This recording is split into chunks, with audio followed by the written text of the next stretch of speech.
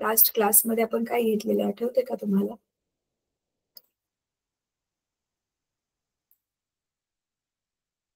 Last क्लासमध्ये आपण uniform circular motion काय असतं ते बघितलेलं होतं, बरोबर आहे? आणि आपण आता काय बघणार आहोत, लास्ट क्लासमध्ये आपण फर्स्ट लॉ ऑफ मोशन पण चालू केलेला होता, जर तुम्हाला आठवत असेल तर. आणि त्याच्यामध्ये मी फर्स्ट लॉ ऑफ मोशन मध्ये एक्झाम्पल्स दिलेले तुम्हाला आठवते, टाइप्स ऑफ इनर्शिया वगैरे. तर एक सेकंड हा, स्क्रीन शेअर करते मी तुमच्या बरोबर, थांबा. कॅमेरा ऑन करू शकता का 1 मिनिटासाठी का होईना, नावापूर स्कूलने ज्यांनी जॉईन केले, म्हणजे मला जरा मुलं दिसतील.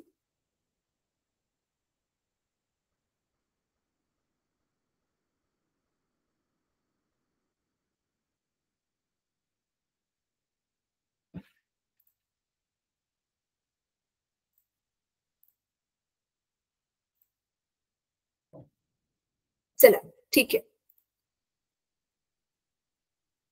लास्ट क्लासमध्ये आपण युनिफॉर्म सर्क्युलर मोशन काय असतं ते बघितलं. त्याच्यानंतर आपण जो आहे तो फर्स्ट लॉ डिस्कस करत होतो. ठीक आहे. तर आता आपण बॅलन्स फोर्सेस, अनबॅलन्स फोर्सेस काय असतात ते पण बघितलेलं होतं.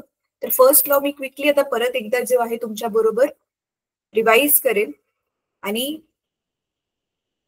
इनर्शिया ऑफ मोशन वगैरे काय असतात आपण ते पण बघितलेलं होतं. Inertia of rest, inertia of direction, आणि त्याचा तुम्हाला होमवर्क पण दिलेला होता. आय होप तुम्ही तो होमवर्क केला असेल. चला, तर आता मी तुमची टेक्स्टबुक शेअर करते तुमच्या बरोबर मुलांना. एक minute. He inertia of rest, inertia of motion, जसं की मी तुम्हाला लास्ट क्लासमध्ये सांगितलेलं, पुस्तकामध्ये तुमच्या डिटेल्स मध्ये नाही दिलंय, पण आपण ते एक्सप्लेन करून घेतले कारण ते आपल्याला गरजेचं आहे तुम्हाला चॅप्टर व्यवस्थित समजण्यासाठी. ठीक आहे. तर चला आता टेक्स्टबुक शेअर करते मी.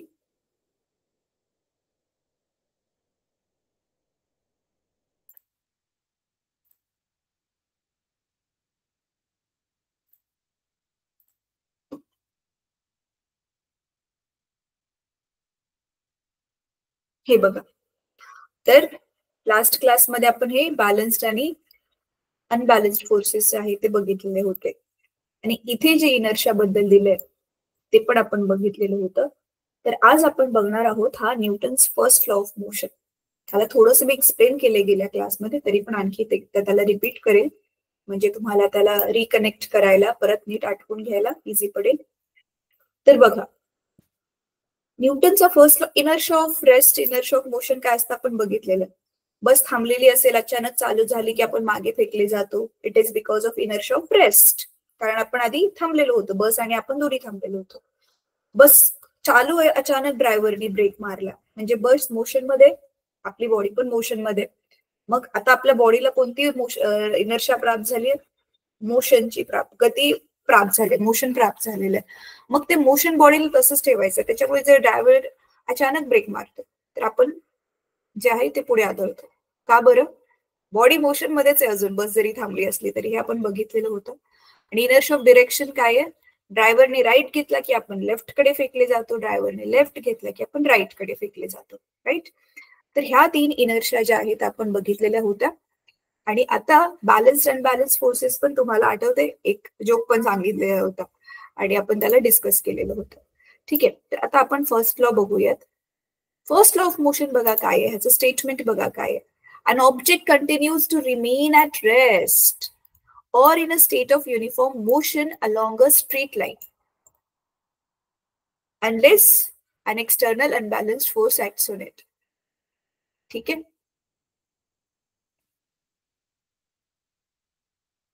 चला, तर आता हे काय म्हणते ह्याला आपण समजून घेऊयात.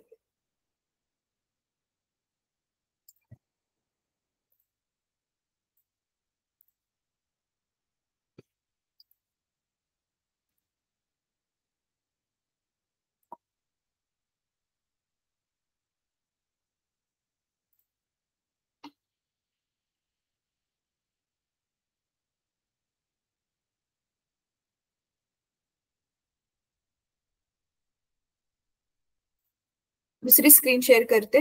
आधी ना 1 मिनिट, मी हे ह्याला स्वतःकडे घेते कॉपी करून, म्हणजे तुम्हाला ह्याला आपण ना कोणती पण गोष्ट लक्षात ठेवायची असेल ना मुलांना, खास करून फिजिक्स मध्ये, त्याला तोडून तोडून लक्षात ठेवायचं. एक एक पार्ट समजला की मग बाकीचे पार्ट्स जे आहेत ते आपल्याला आपोआप समजतात. चला आता दुसरा तुमच्या बरोबर फळा शेअर करते मी.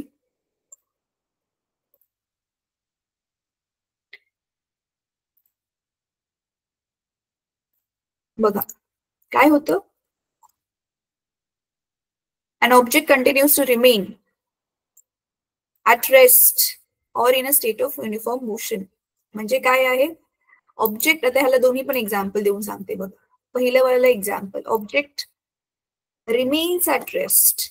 हे जे सांगितलंय ना, रिमेन ऍट रेस्ट म्हणजे रेस्टलाच राहते. रिमेन म्हणजे राहणे, तसंच राहणे. रिमेन म्हणजे तसं जसं तसंच राहणे.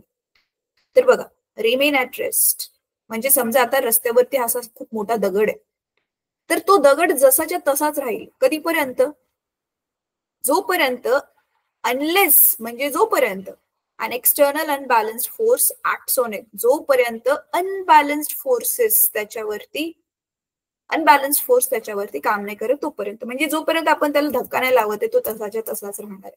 सिम्पल. आणि दुसरं काय होतं, in a state of uniform motion along a straight line. एखादी वस्तू अशी सरळ रस्त्यावरून जात असेल आणि युनिफॉर्म मोशन म्हणजे एकाच एक समान गती, एक्सक्यूज मी, तर एक समान गतीने ती चाललेली आहे. तर काय होतं इथे, समजा त्याची गती आहे 20 मीटर प्रति second. Yes miss, 20 metre per second त्याची स्पीड आहे. आणि स्पीड ती एकाच डिरेक्शन मध्ये चालली, हा एक्स ऍक्सिस, पॉझिटिव्ह एक्स ऍक्सिसच्या डिरेक्शन मध्ये चालली, राईट. तर हे काय सांगते, ती पण तशीच चालू राहणार अनंत काळापर्यंत मुलांना. कधीपर्यंत, जोपर्यंत again unless an external unbalanced force act on it. Easy आहे, सिंपल. बघा इनर्शियालाच हा डिफाईन करतोय. इनर्शिया काय होती, की वस्तूला तिची जागा हलवायची नाहीये, तिची स्टेट ऑफ मोशन हलवायची नाहीये, आणि ते करायचं असेल तर आपल्याला फोर्स लावावा लागतो. तेच हे सांगते. म्हणूनच न्यूटनच्या फर्स्ट लॉ ऑफ मोशनला आपण दुसरं नाव पण दिलेलं आहे, लॉ ऑफ इनर्शिया. एक्झाम मध्ये तुम्हाला सांगू शकतात स्टेट लॉ ऑफ इनर्शिया, तर कन्फ्युज नाही व्हायचं, अरे हा कोणता लॉ आहे. तर it is first law of motion only, Newton's first law of motion. ठीक आहे, तर इझी हा फर्स्ट लॉ तुम्हाला समजलेला आहे. आता आपण जाणार आहोत सेकंड लॉ कडे. Second law is very important. का बरं मी असं म्हणते सेकंड लॉ खूप इम्पॉर्टंट आहे, कारण सेकंड लॉ थोडासा कठीण आहे बाकीच्या लॉसच्या तुलनेत, पण समजून घेतला की इझी आहे. तर सेकंड लॉ थोडा कठीण पण आहे, शिवाय त्याच्यामध्ये जरा जास्त लिहिण्यासारखं आहे. त्याच्यामुळे त्याच्यावरती प्रश्न विचारण्याची संभावना जी आहे ती जास्त आहे. एक्झाम मध्ये त्याच्यावर आधारित जास्त प्रश्न विचारले जाणार. ठीक आहे, तर चला आता आपण कंटिन्यू करूयात. स्क्रीन शेअर करते परत एकदा.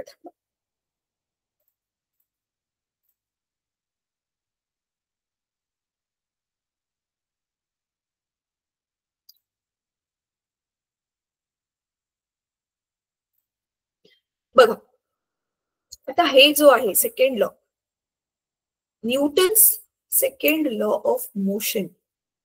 आता हा लॉ समजावण्याआधी जसं फर्स्ट लॉ समजण्यासाठी आपला इनर्शियाची गरज होती, तसंच आपल्याला आता हा सेकंड लॉ समजण्यासाठी अजून एका गोष्टीची गरज आहे, ती म्हणजे मोमेंटम. तुम्हाला माहिती आहे इनर्शिया आणि मोमेंटम हे दोघ जण आपापशी जोडलेले आहेत. ऍक्च्युली तसं म्हणायला गेलं ना, मोमेंटम हा इनर्शियाचाच एक प्रकार आहे, पण त्याला वेगळं नाव दिले. आता तुम्ही म्हणाल कसं काय, ते त्यात बघा एक्सप्लेन करते. समजा एक तुमचा एक ना फ्रेंड आहे कोणी पण, तर तो ना असं सायकल वरून येतोय. ठीक आहे, तो जो फ्रेंड आहे तो हळूहळू येतो एकदम सायकल चालवत. ठीक आहे, अशी त्याची गोल 2 चाक्यावाली अशी सायकल आहे, तर तो असा सायकल वरून येतोय. अच्छा, मी जी आकृती काढली प्लीज तिला इग्नोर करा, मी काय आर्टिस्ट नाहीये.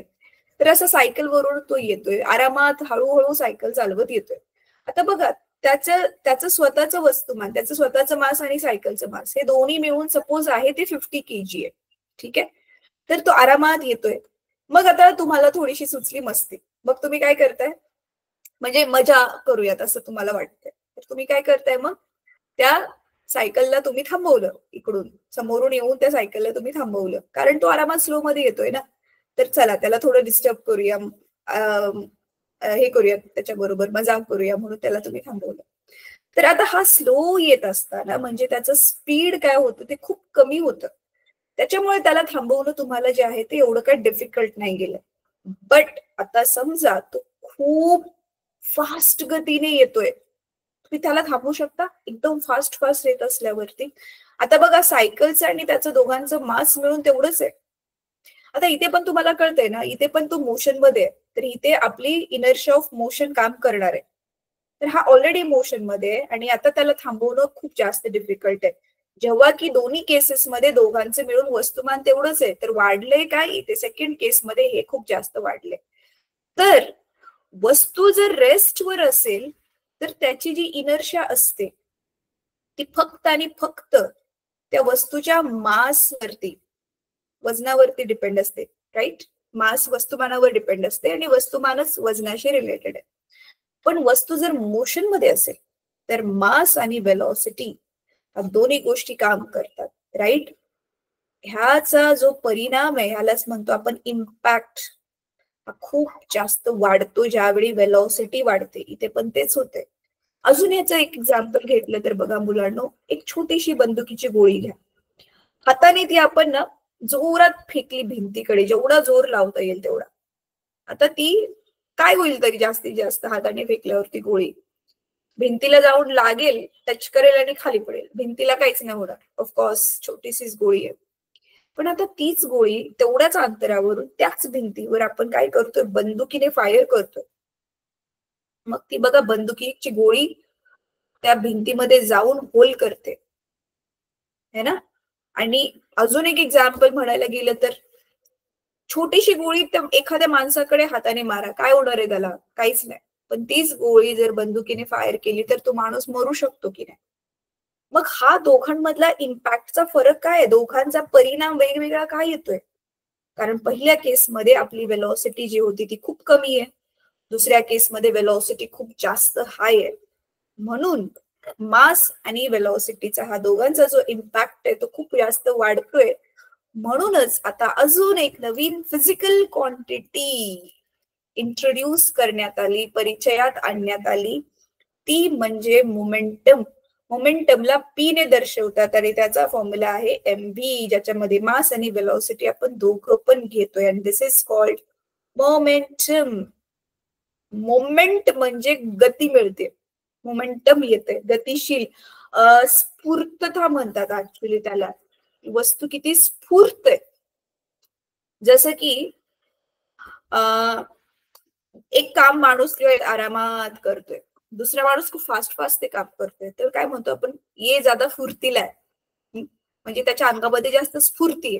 तर ऍक्च्युअली मोमेंटचा अर्थ तसा काहीतरी होतो, बट इथे फिजिक्स मध्ये जो आहे आपण त्याला काय म्हणतोय, ते मास आणि वेलॉसिटीचा प्रोडक्ट आहे. प्रोडक्ट म्हणजे गुणाकार बर का मुलांनो, प्रोडक्ट ऑफ समथिंग म्हणजे त्या दोघांमध्ये गुणाकारचा संबंध आहे, गुणाकाराचं रिलेशन आहे त्यांच्यामध्ये. So this is M B means it is actually M into V, M into V, M गुणिले व्ही, कळते. चला आता पुढे काय करणार आहोत आपण, तर हे मोमेंटम जे आहे तेच आता आपल्याला वापरायचे सेकंड लॉ मध्ये, न्यूटनचा सेकंड लॉ. ठीक आहे, तर चला आता न्यूटनचा सेकंड लॉचा आपण स्टेटमेंट घेऊया आणि काय करूया, त्याला चांगल्यापैकी ना समजून घेऊयात. हे बघ, Newton's second law of motion.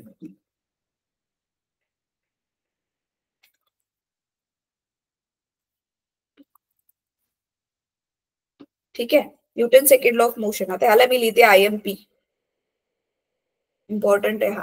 ठीक आहे, तर चला आता आपण ह्याचं स्टेटमेंट आपल्याकडे घेऊयात कॉपी करून. आता ह्याच्यामध्ये ना काही गोष्टी तुम्हाला समजून घ्यायच्यात, अगेन तोडणार आहे आपण ह्याला. ठीक आहे,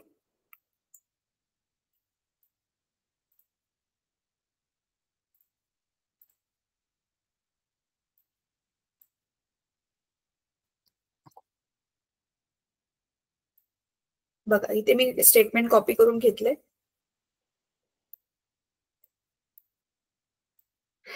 तोडून तोडून आता आपण करणारे आला. एक तर आहे rate of change of momentum, हा पहिला पार्ट आहे. इज प्रपोर्शनल, कशाला तरी तो प्रपोर्शनल आहे. कशाला? टू दी अप्लाइड फोर्स, जो फोर्स अप्लाय केला त्याला काहीतरी proportional, rate of change of momentum. आता मोमेंटम म्हणजे काय, जस्ट मी तुम्हाला सांगितलं मोमेंटम म्हणजे एमव्ही. आता rate of change of momentum ते काय आहे ते आता आपण बघणार येते. तर आधी आपण बघूयात change of momentum. Change of momentum बघू आणि त्याच्यानंतर त्याला रेट काय आहे ते बघूया. ठीक आहे, आता ते बघण्यासाठी एक्झाम्पल घेऊया. हे सेम एक्झाम्पल तुमच्या पुस्तकामध्ये पण दिले, पण त्यांनी आकृती नाही दिली आहे, पण मी आकृती काढते. तर तुम्ही पण आकृती काढली ना, तुम्हाला स्वतःलाच ते जास्त समजायला इझी पडेल. आता नीट बघा चाललंय काय.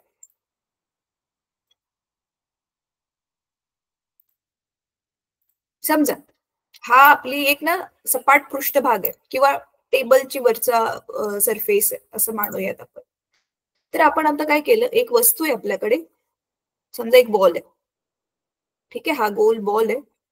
त्याचं सुरुवातीचं म्हणजे त्या बॉलचं मास एम आहे आणि सुरुवातीला ना ऑलरेडी समजूया आपण तो असं घरंगळत चाललाय, गतिशील आहे तो ऑलरेडी. ठीक आहे, तर हा जो बॉल आहे तर ह्याला काय आहे, गती ऑलरेडी प्राप्त आहे. तर आता ह्याची सुरुवातीची गती आपण घेऊयात, वेलॉसिटी घेऊयात यू. मग आपण काय केलं, हा ऑलरेडी जो बॉल चाललेला ह्याच्यावरती फोर्स लावला एफ, आणि फोर्स आपण त्याला ना सोडला नाही, असं टिचका देऊन सोडलं नाहीये त्याला, हातानेच दाबत दाबत चाललोय, पुढे पुढे घेऊन चाललोय. आणि त्याच्यामुळे ना समजा तो बॉल इथे आला. ठीक आहे, तो बॉल आता इथे आला. आता बॉलचं मास तर काही चेंज नाही होणार आहे, राईट. हा बॉलचं जे मास आहे ते तर काही चेंज नाही होणार आहे, मास तेवढंच राहणार आहे. तर हा बॉल इथे आला. आता समजा आपण हे त्याचं सेंटर घेऊयात. तर तो इथून इथे आल्यावरती मुलांनो त्यांनी आता किती अंतर कापलेलं असेल, हे एस अंतर कापलं त्यांनी. आता त्याचं काय झालंय, मास तर तेवढंच राहिलं, वेलॉसिटी वाढली पण, कारण आपण अजून एक्स्ट्रा त्याच्यावरती फोर्स लावला ना, बल लावलं. आणि समजा त्याला इथून इथे यायला टाइम किती लागलेला, टी. सिंपल. तर ही त्याची पोझिशन 1 आहे, ही त्याची पोझिशन 2 आहे, राईट. पोझिशन 1 म्हणजे पहिली जागा, दुसरी जागा, राईट. आता पुढे बघा, आता आपण मग काय घेऊया, तिथे एक पहिल्या पोझिशनला तो असताना, इथे असताना त्याचं मोमेंटम किती होतं, मग त्याला आपण म्हणतो इनिशियल. आता ह्याच्यामध्ये लिहायचंय, पुस्तकामध्ये जे लिहिलंय मुलांना ते तुम्हाला इथे लिहायचंय. काय लिहायचंय बघा, suppose an object of mass m has initial velocity u when a force f is applied in the direction of its velocity. ज्या दिशेने तो गतिशील आहे त्याच डिरेक्शन मध्ये फोर्स लावलाय. फॉर टाइम टी साठी इट्स वेलॉसिटी बिकम्स v. हेच सेम टू सेम मी आता तुम्हाला एक्सप्लेन केलं. आता हे पुढचं वाला आपण लिहितोय. ठीक आहे, आता ह्याच्यामध्ये एक छोटासा पार्ट मी ऍड करणार आहे, तो तुम्ही नाही केला तरी पण चालेल, पण मी करते कारण मला तो जास्त चांगलं वाटतं ते. बघा, इनिशियल मोमेंटमला आपण P1 नाव देऊया. हेच एक्स्ट्रा पार्ट त्यांनी नाही दिलं, P1 P2 नाव नाही दिलं. तर P मोमेंटमला म्हणतात इनिशियल आहे म्हणून आपण त्याला P म्हणूयात, किंवा तुम्ही ह्याला PI पण म्हणू शकता. चला आता ह्याला पण PIच नाव देऊया. PI म्हणजे I फॉर इनिशियल मोमेंटम. मग सुरुवातीचं त्याचं मास किती आहे, m. वेलॉसिटी सुरुवातीची किती आहे, ही u. ह्याला इक्वेशन नंबर 1 नाव द्या. फायनल मोमेंटम काय होईल, आता दुसरीकडे आल्यावर, आता इथे आल्यावर, सेकंड पोझिशनला पोहोचल्यावरती त्याचं फायनल मोमेंटम काय होईल, फायनल मोमेंटम ते काय आहे आता आपलं PF, F for final, right. m mass जसंच्या तसं, आता त्याची फायनल वेलॉसिटी आहे v, तर मी इथे v लिहिलं, राईट. आता मग आपल्याला इनिशियल मिळालं, फायनल मिळालं. चेंज कसं काढतो आपण, फायनल मायनस इनिशियल करून, राईट. म्हणून मग आपण इथे काय लिहिणार, therefore change in momentum, change in momentum, change in momentum किती येणार, नेहमी हे फायनल मायनस इनिशियल असतं, म्हणून मी ऍक्च्युली ह्याला नावं दिलेत PF PI, तुम्हाला लक्षात राहावं म्हणून. ठीक आहे, तर हे किती आलं मग, फायनल आहे आपलं MB इनिशियल आहे आपलं MU, राईट. आता आपल्याला काढायचंय rate of change of momentum. ठीक आहे, rate of change of momentum. मुलांनो लक्षात घ्या, आता हे जे रेट शब्द जेव्हा पण येतो ना, डोळे बंद करून हे समजून घ्यायचं की आपल्याला जो टाइम आहे त्याने भागायचंय, डिवाइड करायचंय. So change of momentum already काढलंय आपण, चेंज इन मोमेंटम. तर हे येणार चेंज इन मोमेंटम, ह्याचा फॉर्म्युला रेट काढताना चेंज इन मोमेंटम,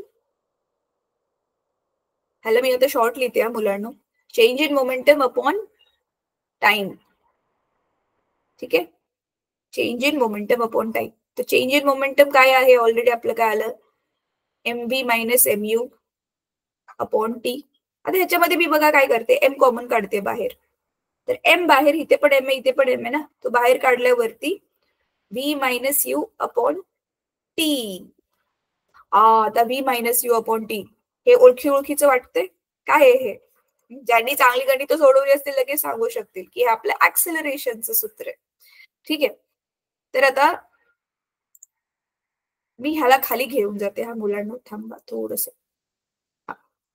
तर मग काय आलं आपलं, आता हे फॉर्म्युला काय बनला मग, rate of change of momentum आलं आपलं MA. झालं rate of change of momentum. आता हे काय सांगतोय, rate of change of momentum is proportional to the applied force. हा जो इथे आपण फोर्स लावलेला होता ना, हे बघा हा वाला फोर्स, हा फोर्स लावलेला होता त्याला तो प्रपोर्शनल आहे.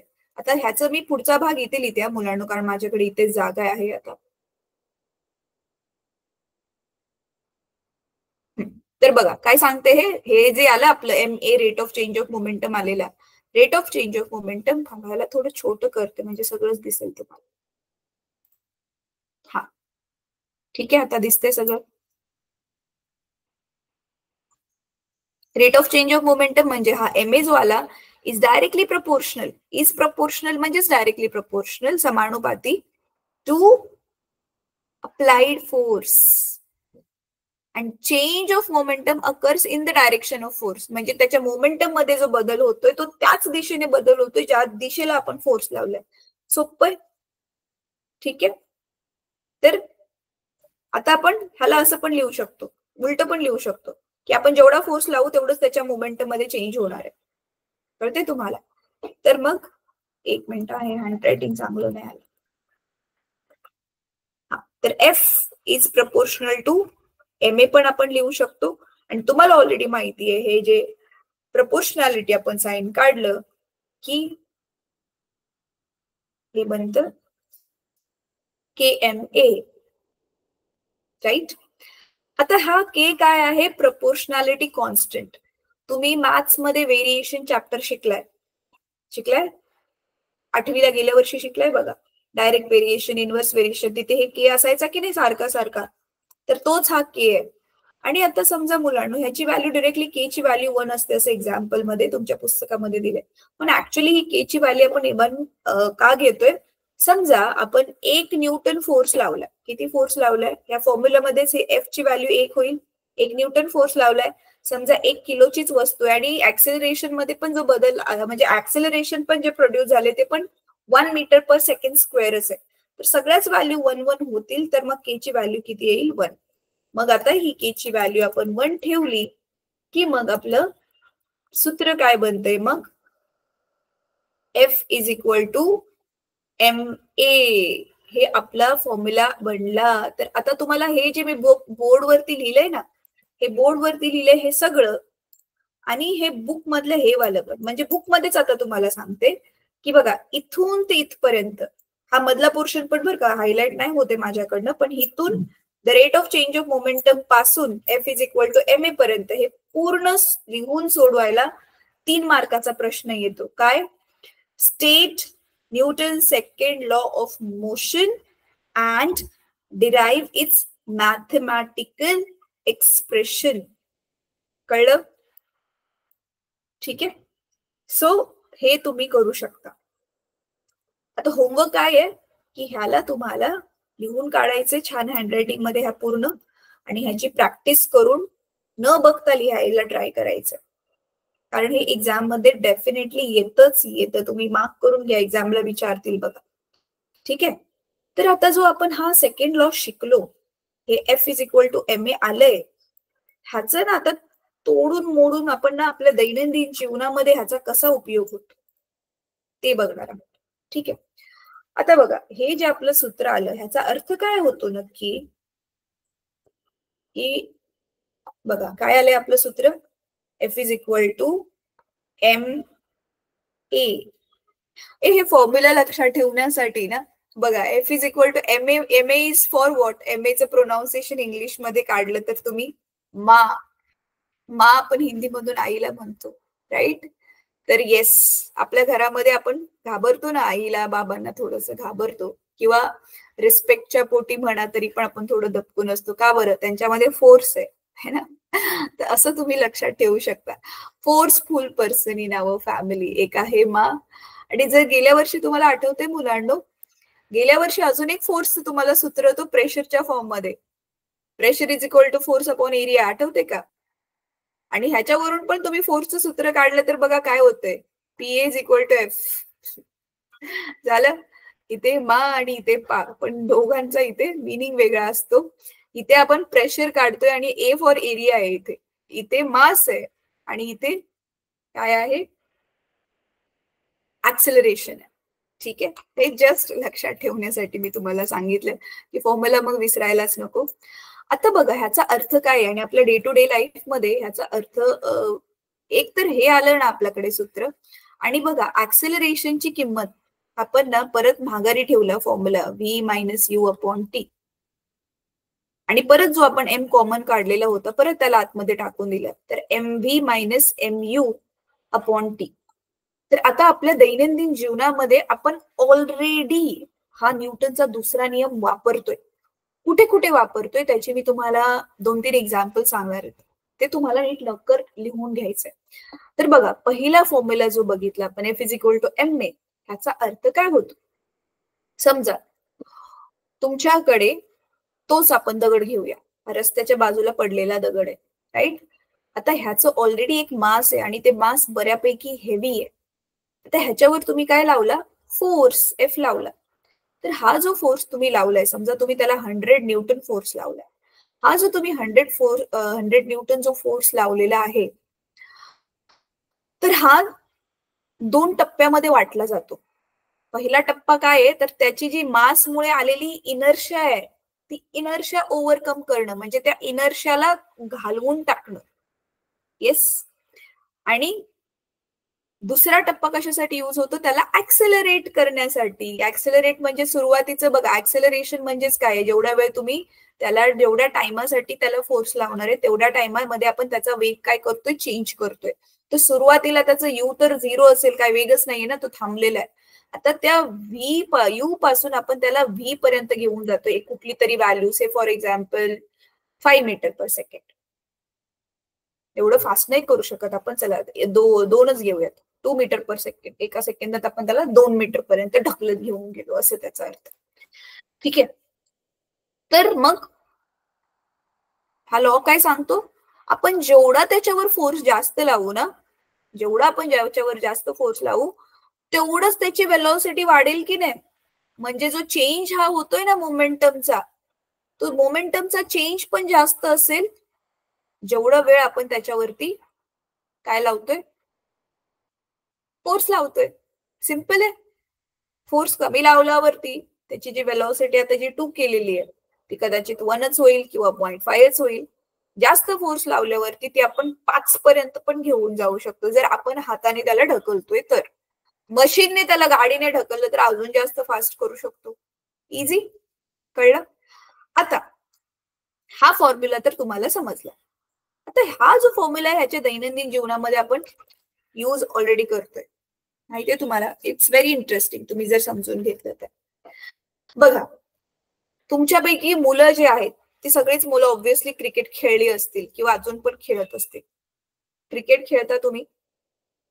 बाहेर आपण गाडीतून जाताना कारमध्ये वगैरे बसल्यावर पहिल्या सीटमध्ये असल्यावर बघा आपल्याला कंपल्सरी सीट बेल्ट लावायचा असतो, राईट? कारमध्ये बसता सीट बेल्ट लावता, परत त्याच्यानंतर ना लॉंग जम्प, उंच उडी मारण्याच्या तुमच्या स्पर्धा होत असतील बघा शाळेमध्ये. तर लॉंग जम्प ज्यावेळी आपण मारतोय तर तिथे बघा एकदम असं सिमेंट कॉन्क्रीटचं ग्राउंड आहे, त्याच्यावर कधीच घेत नाही तो उंच उडी. तिथे खूप सारी अशी माती टाकलेली असते किंवा काय केलेलं असतं, गादी टाकलेली असते, जिथे असं नॅशनल इंटरनॅशनल लेवलचे खेळ जिथे होतात ना, तिथे त्या गाद्या टाकलेल्या असतात लॉंग जम्प साठी. बघितलं असेल जर तुम्ही, स्पंजच्या अशा गाद्या सॉफ्ट सॉफ्ट. का बरं? तिथेच हा आपला सेकंड लॉ कामामध्ये येतोय. बघा आता एक एक एक्झाम्पल आपण समजून घेऊयात. चला सगळ्यात आधी उंच उडीच एक्झाम्पल इझी वाला आहे ते समजून घेऊयात. आता बघा, ही आहे आपली माती किंवा गादी, ठीक आहे. आपली ही जी नॉर्मल जमीन आहे, ह्या जमिनीपासून ह्या त्या मातीचा असं समजा तो त्यांनी असा ढिगाराच बनवलेला आहे, ठीक आहे, किंवा गादी टाकलेली आहे. तर मग आता इथून समजा असा एक मुलगा आला, धावत धावत आला आणि इथून अशी त्यांनी काय केली, आता एक अशी उंच उडी मारली. आता माझ्या डायग्राम वर प्लीज नका जाऊ. तर समजा हा त्याचा पाय आहे, ठीक आहे. तर आता होतंय काय ना मुलांनो, ही जर अशी जागा कडक असती, ही जागा जर अशी खालची कडक असती ना, तर काय होतं ना, जेवढा बल आता मुलगा उडी मारणार आहे म्हणजे ऑब्व्हियसली तो मुलगा काय करणार आहे, त्याच्या पायाच्या थ्रू बल लावणार आहे. बल लावणार आहे की नाही? इथे न्यूटनचा तिसरा नियम पण कामामध्ये येतोय. तो थोडक्यात तुम्हाला सांगते, आपण डिटेलमध्ये नंतर बघणारच आहोत.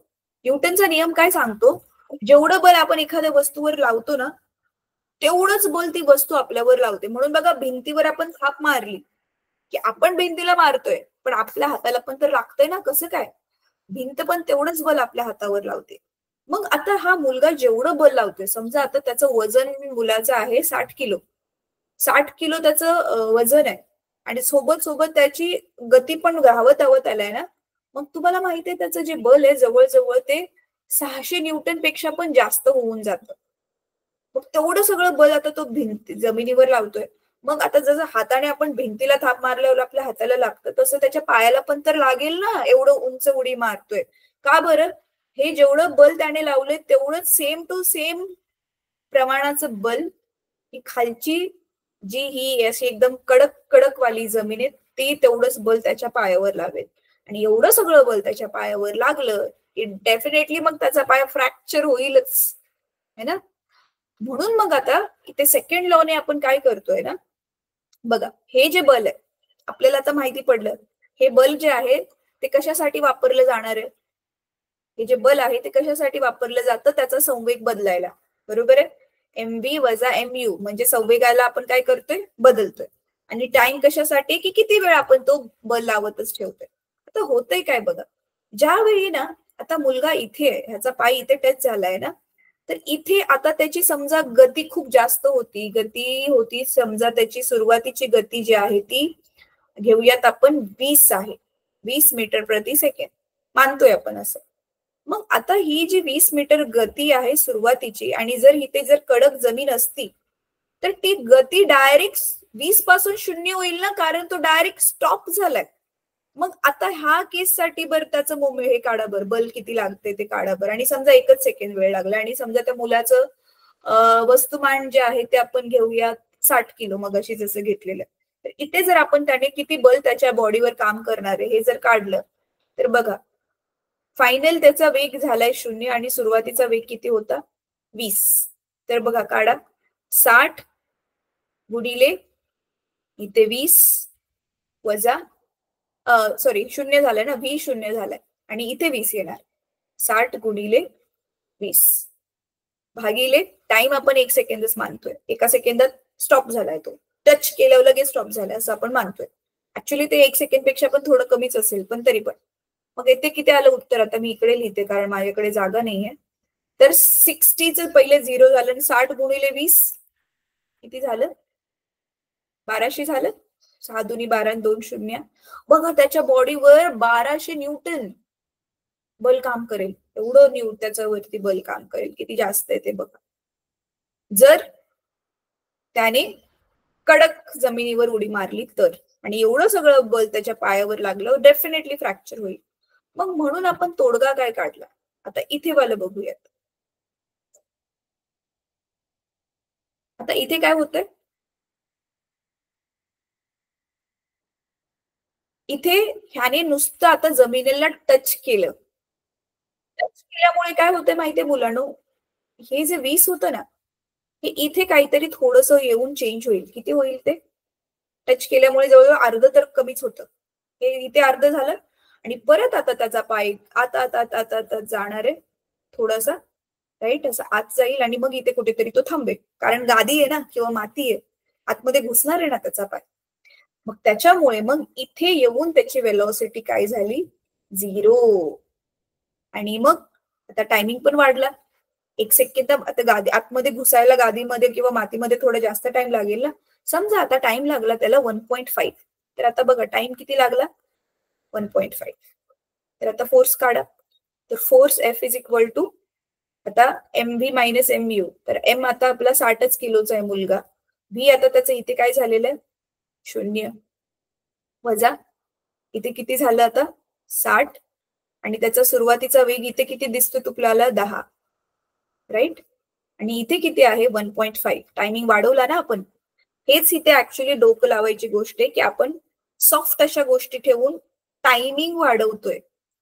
मोमेंटम चेंज होण्याचा टायमिंग आपण काय करतोय, वाढवतोय. मोमेंटम चेंज होण्याचा टायमिंग वाढवल्यामुळे ऑटोमॅटिकली तुमचं बल बघा आता कमी होतंय की नाही. तर काढायचं उत्तर. मग पहिलं तर आलं 0 वजा हे झालं 600. 600 ला आता आपण 1.5 ने भागतोय. आता हे वजा काय येतंय माहितीये का मुलांनो, कारण उलट्या दिशेने बल लागते ना, म्हणून वजा येतात. तर कारण वेलॉसिटी कमी होते ना, तर वजा चिन्हाकडे सध्या लक्ष नका देऊ. सध्या तुम्हाला आकड्यावर किती फरक पडतोय ते बघ. तर हे 600 जसंच्या तसं हे पॉईंटचं इथे आपण 0 टाकू शकतो माहितीये ना, आणि खालचा पॉईंट काढू शकतो. मग बघा काय आलं उत्तर, 15 चोक 60.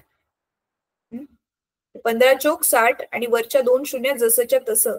तर उत्तर काय आलं, 400 न्यूटन. तर बघा कुठे 1200 आणि कुठे 400. मग त्याच्यामुळे मग त्याला थोडाफार जोर आता पण लागेल पायावर, पण तेवढाच लागेल की तो जेवढं सहन करू शकेल. त्याच्यामुळे त्याचा फ्रॅक्चर वगैरे होणार नाही. कळते. तर मग सेम तो सेम क्रिकेटचा बॉल कॅच करताना बॉलर काय करतो बघा, क्रिकेटचा बॉल खूप फास्ट येतो, त्याने बॅट्समध्ये मारलेले, त्याला तो कॅच करेल. त्याला कॅच करताना नुसतं तो सुरुवातीला बघा टच करतो आणि लगेच हात मागे घेतो. तर मग तो खूप फास्ट येतो, त्याने आधी करून त्याची वेलॉसिटी अर्धी केली जवळजवळ, आणि मग हळूहळू मागे आणून मग त्याला थांबवलं. इथे पण काय करतोय तो, कॅचिंगचा टाइम काय करतोय, वाढवतोय. म्हणजे काय करतोय इथे, छेद वाढवतोय ना, ते छेद हा काय करतोय, वाढवतोय. छेद वाढवल्यामुळे तो बॉल त्याच्या हातावर जेवढा फोर्स अप्लाय करणार आहे तो कमी होतो आणि त्याच्या हाताला लागणार नाही. नाहीतर डायरेक्ट त्याने पकडून तिथेच थांबवलं तर काय होईल, त्याच्या हाताला खूप जोरामध्ये तो बॉल लागेल, कारण तो खूप फास्ट येतोय तो बॉल. सेम टू सेम आपला जो सीट बेल्ट असतो, सीट बेल्ट मध्ये काय होतंय, आपण आता सीट बेल्ट लावला, अचानक ड्रायव्हरने काय केलं, ब्रेक लावला, तर सीट बेल्ट नसेल तर धडाम करून आपण आदळू, राईट. तर मग काय होतं, एका सेकंदामध्ये पुढे जातो की नाही माणूस.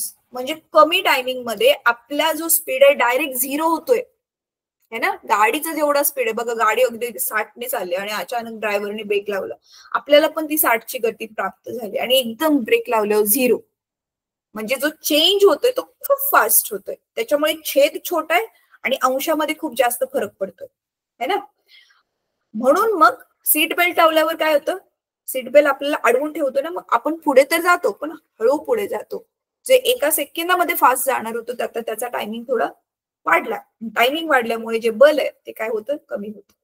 ठीक आहे. तर असे अजून पण एक्झाम्पल आहेत. आता आपण 3 एक्झाम्पल डिस्कस केली, उंच उडी मारण्याचं, सीट बेल्ट लावण्याचं, आणि त्याच्यानंतर ना हे क्रिकेटच्या बॉलरचं. ठीक आहे. तर ही तिन्ही पण एक्झाम्पल्स आता तुम्हाला लिहायचे. तर चला आता मी तुम्हाला एक हे बघा, तुमच्या पुस्तकामध्ये दिसते इथे दिलेलं आहे.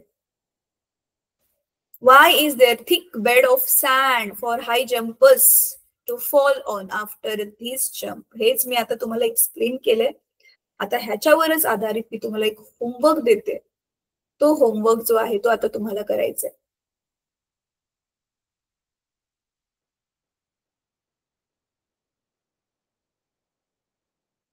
काय आहे आता तो homework?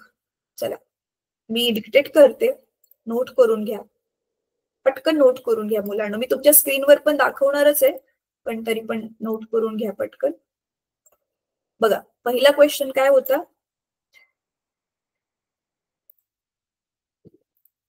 State Newton's second law of motion and derive its mathematical expression.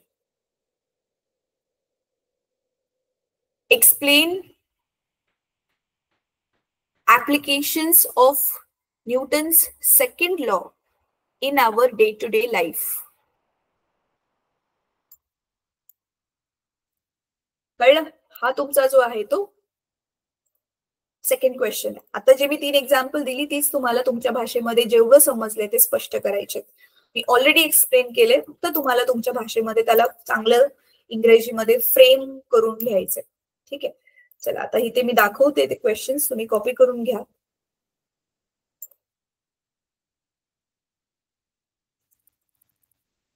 हे बघा.